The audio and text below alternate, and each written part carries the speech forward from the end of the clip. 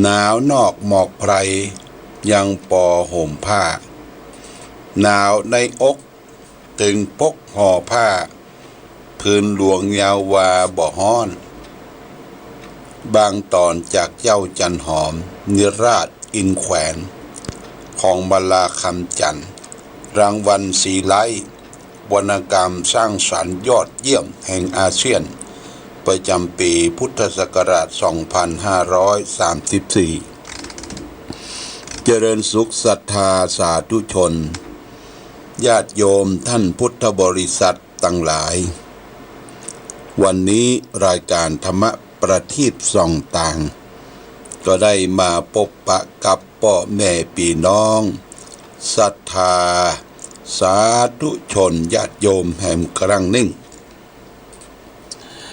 วันนี้เป็นวันพุธที่6 เดือนมกราคมพุทธศักราช 2564 ซึ่งตรงกับเดือน4เหนือเดือน2ใต้แรม8ค่ำวันนี้เป็นวันพระวันศีลเป็นวันเสียประจำเดือนญาติโยมนะเดือน4นี่เสีย2 วันเสียพุธกับศุกร์ตามปกติล้านนาของวัดธาตุคำเจียงใหม่วันเสียนี้โบราณก็บอกว่าพึงเว้นจากการกระทำบุญที่เป็นงานมังกรมงคลกินแขกแต่งงานขึ้นบ้านใหม่เฉลิมฉลองยศตำแหน่งอันใดก็พึงงดเว้นอันนี้ก็เขาก็นับถือกันมาตั้งแต่บรรพกาลนมนานวันนี้เป็นวันพุธนะวันพุธนี่ญาติโยมต่างอำเภอฝางก็มีตลาดพุธตลาดพุธเนี่ยตลาดพุธนี่ญาติโยมก็ไปจับจ่ายใช้สอยพี่น้องบนดอยพี่น้องอยู่ตามป่าตามเขาลำเนาไผ่ก็เอาพักผลไม้เอาเผือกเอามันเข้าซ้อมมือหรือของที่เฮาบ่เคยได้บริโภคกินใจเอา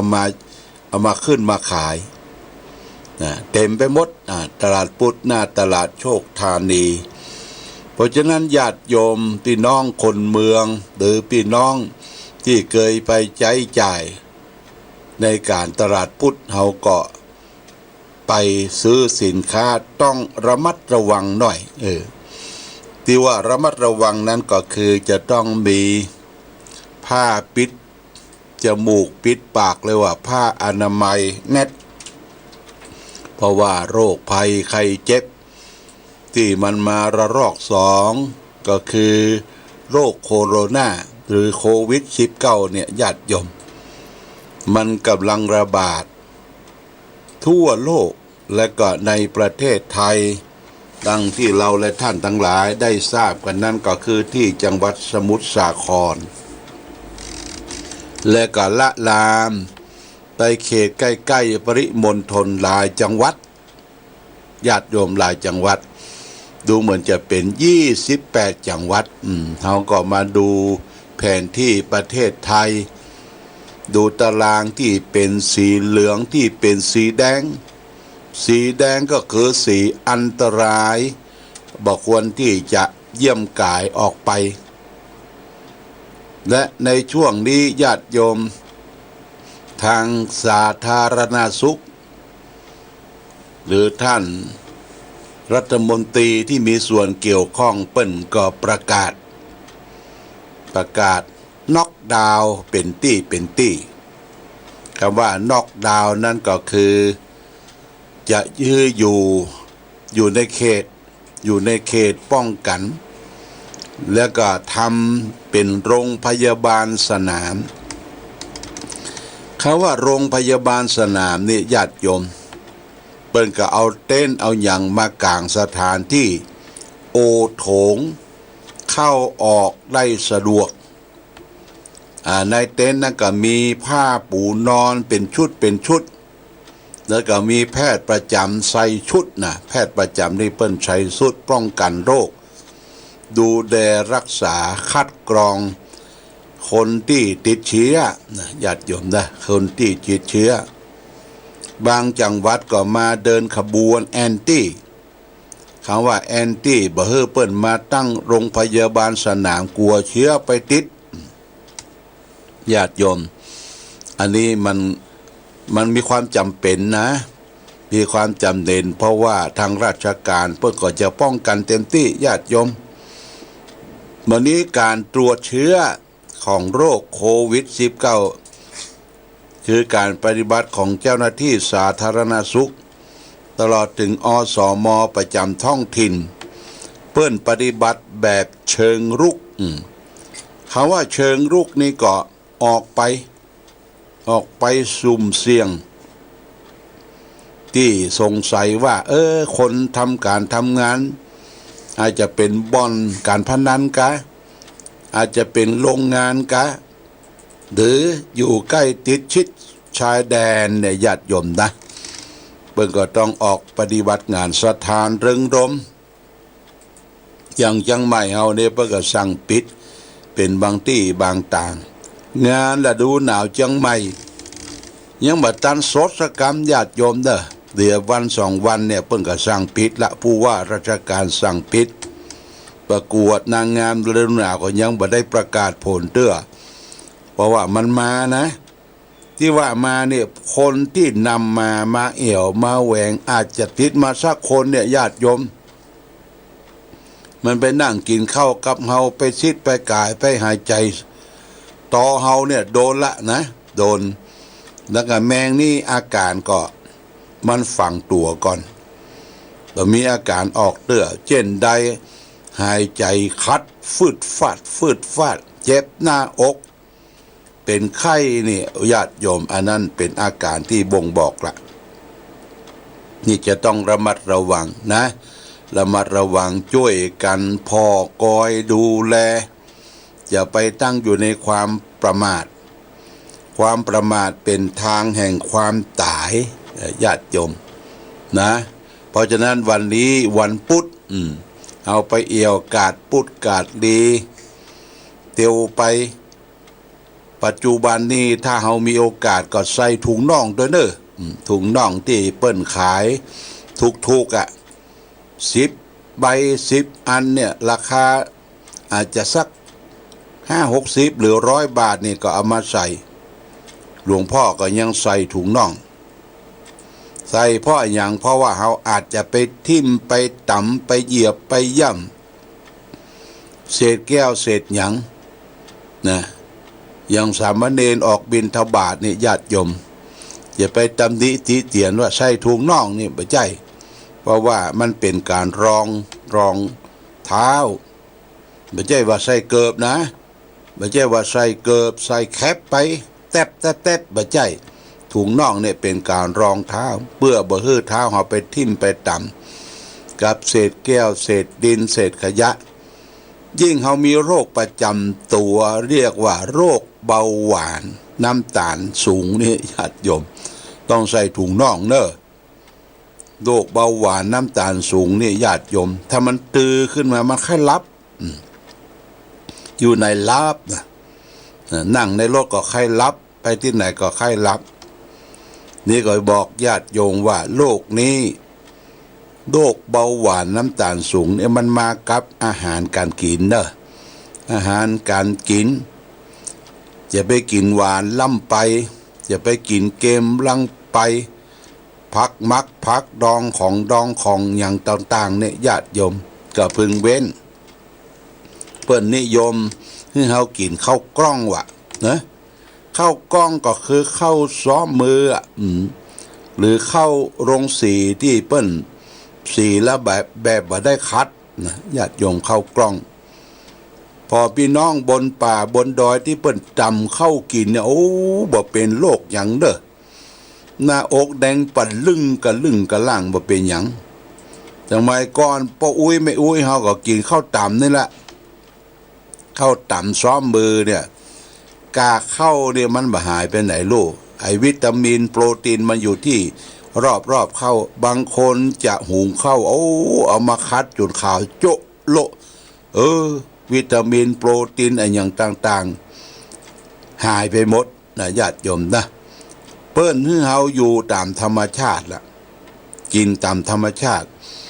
บริเวณนี้ทุกเจ้าพระสงฆ์ก็กันว่าเฮาถ้าจะได้ปิกไปอยู่ตามธรรมชาติละอยู่อย่างดั้งเดิมญาติโยมนะอยู่อย่างดั้งเดิมประเทศชาติทั่วโลกเนี่ยเมื่อโลกนี้มันเกิดขึ้นปวดเอี่ยวหากันขี่เครื่องบินไปทัศนศึกษาไปแข่งขันกีฬากันเป็นตี้ไปอวดศักยภาพว่าตนเองฉลาดตัวเองเก่งพิษอาวุธยุทโธปกรณ์ขึ้นไปเผียวโลกพระจันทร์หลักอยู่นอกโลกต่างคนก็ต้องอวดศักดาศักยภาพของตนเองพอโรคโควิด-19 นี่มาปวดญาติโยมหงอยไปตามกันช่วยกันคิดช่วยกันอ่านหายามาต้านวัคซีนมาฉีดและต่างประเทศเนี่ยญาติโยมถ้าประเทศบ่อุดมสมบูรณ์ยกตัวอย่างประเทศไทยเขาเนี่ยเปิ้นอุดมสมบูรณ์นะในน้ำมีปลาในนามีข้าวพื้นดินเขาก็มีแมงมันบนดินเขาก็บนหัวเขาต้นไม้มีมดส้มมดหี่ปุตโตอย่างอุดมสมบูรณ์ทุกอย่างเขาก็ไปหาภัยก็ได้ปิดประเทศญาติโยมนะปิดประเทศเครื่องบินเขาบอกต้องบินไปต่างประเทศบินภายในประเทศเดี๋ยวมันนำพาหะนำมาเชื้อมาแต่ประเทศอื่นเนี่ยเปิ้นเป็นทะเลทรายแต่มีน้ำมันขายน้ำมันขายก็บ่ได้ขายละไปที่ไหนก็บ่เปิ้นก็บ่ซื้อบ้านเฮาแหมน้อยเปิ้นจะใช้พลังแสงอาทิตย์บ่ใช้น้ำมันรถเนี่ยเปิ้นจะใช้พลังแสงอาทิตย์แล้วเฮาก็จะหวนไปใช้ล้อล่ะกันเนี่ยใช้งัวใช้ควายลากล้อกันไปสู่ยุคของสมัยเก่าไปเนี่ยก็ใช้รถที่ไปออกกำลังตัวได้กำลังตัวไปเนี่ยก็เตียวไปเดินไปเนี่ยญาติโยมธรรมชาติที่เฮาก็กำลังจะต้องปิกมาอาศัยใจมันยกตัวอย่างญาติโยมท่านสาธุชนทั้งหลายตั้งบ้านตั้งจองที่อยู่ที่อาศัยพอมีที่ดินที่กินที่ใช้เพื่อปลูกฝังญาติโยมปลูกฝังผักไม้ไส้เครือผักกงผักกาดผักจีหอมป้อมปลูกฝังไปเตอะตามหัวตามหาวที่มันมีน้ำก๊อกก็ได้น้ำในแอ่งในอ่างที่มันมีอยู่บ้านเขาก็ตักเอามาก็ใส่เนี่ยใบไม้ใบตอกเพิ่งก็จะบ่ฮื้อเผาละญาติโยมเข้าหน้าแล้งเนี่ยการเผานั้นมันก็อันตรายเรียกว่าเป็นควันพิษสูบเข้าไปในร่างกายเดี๋ยวเป็นหวัดเป็นไอเป็นอย่างสะปะเพราะว่าปอดเขาเนี่ยต้องการที่จะได้ของบริสุทธิ์เข้าไปพอญาติโยมถ้าใครกินยาพิษนะกินยาพิษก็สูบบุหรี่ได้ล่ะสูบบุหรี่เข้าไปปอดดำปอดติดเชื้อปอดติดเป็นมะเร็งเนี่ยมะเร็งปอดก็ไอแคกเหมือนกับเด็ดกับตายเพราะฉะนั้นต้องระมัดระวังหรือญาติโยมให้ถอยหลังตั้งหลักถอยหลังตั้งหลักอาตมาชอบไปญาติโยมที่เปิดฟังรายการวิทยุขึ้นสีขาวเนี่ยบางทีก็ไปเยี่ยมคนป่วยบางทีก็ไปเยี่ยมบ้านผู้ประสบความสำเร็จในการดำเนินชีวิตแบบเศรษฐกิจพอเพียงญาติโยมไปดูเปิ้นปลูกเปิ้นฟังเปิ้นทำอะไรอย่างในบ้านในจองอาจจะมีสักงานสองงานแต่พืชพันธุ์ธัญญาหารเต็มไปหมดเมื่อคราวที่แล้วไปเยี่ยมโยมบ้านคุณพิษสมัยสุริโยดรเปิ้นยังมีพ่อมีแม่เป็นอยู่นะพ่ออายุ80ปลายแม่อายุ79 พ่อแม่เปิ้นแข็งแรงนะแข็งแรงแต่ว่าในบ้านในจองเนี่ยเปิ้นปลูกสะปะก็เพราะอย่างปลูกผักไม้ใส่เครือผักจีหอมป้อมผักกงผักกาดปลายปอเปิ้นก็ตัดใส่ห่อหนังสือพิมพ์บอกว่าหลวงพ่อเอาไปตัวเนอเอาไปเมืองฝางบ่ฟักแก้วก็มีบ่ฟักมนก็มีอย่างก็มีที่บ้านนี่มันเหลือกินวะเหลือกินเหลือใจแจกเจ้าบ้านแล้วก็เจ้าบ้านก็ได้กินละหลวงพ่อเอาไปเขาก็ใส่รถมาเอามาเข้าโรงครัวเนี่ยก่อนเนาะเข้าโรงครัวกินบัดนั้นก็เอาแจ้ถังน้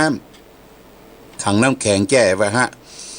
เอาไว้กินพักไม้ใส่เขื่ออันนี้เป็นตัวอย่างแล้วก็บ้านคุณโยมปราณีปัญโยเปิ้นอยู่ตังปุ้นตังบ้านตลาดรวมโชควันนั้นกับไปเอาปฏิทินไปอำนวยอวยพรให้เปิ้นไปแยะไปเยี่ยมบ้านเปิ้น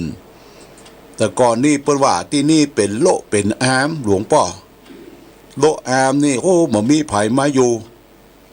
เอาดินมาถมเอามาแปลงบ้านแปลงจองต่อก่อนก็ซื้อถูกบ่เดี๋ยวนี้บ่ได้ละแต่ก่อนตารางเม็ดละ 2-3 ปันบ่เดี๋ยวนี้ตารางเม็ดละ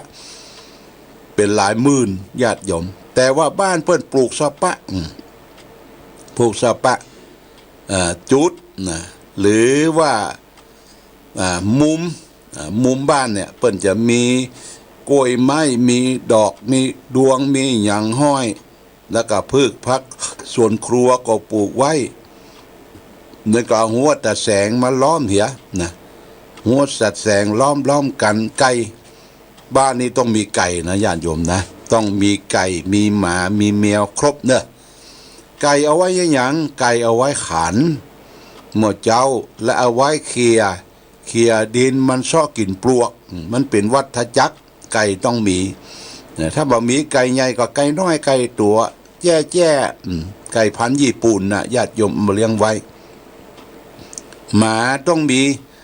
หมาเนี่ยหมามี2 ประเภท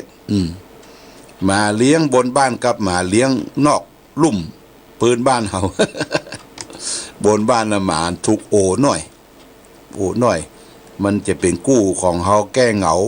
แล้วมาเลี้ยงตะลุ่มเนี่ยมาผจญภัยโลดมาผจญภัยอาตมาก็เคยมีห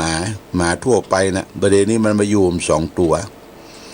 ชื่อไอ้โจโจ้ตั้งชื่อมาไอ้โจโจ้กับไอ้หมอกนี่มักจะไปแอวสาวเนอะไอ้หมอกนี่นะลงไปปุ๊บลานอนุสาวรีย์ไปด้วยหมู่มันข้ามมาปิกมาละเปียบ่เลาะซอกแซะแต่โจโจ้นี่มันดุมันซื่อสัตย์หน้ามันเป็นอย่างหมาป่าเนี่ยนะได้จากปุ้นสันปะคามาไอ้หมอกนี่ได้บนดอยวัดพระธาตุศรีมหาโพธิ์เป็นปูถึง2อมตะแตนไอ้เขียวก็หนีไปละ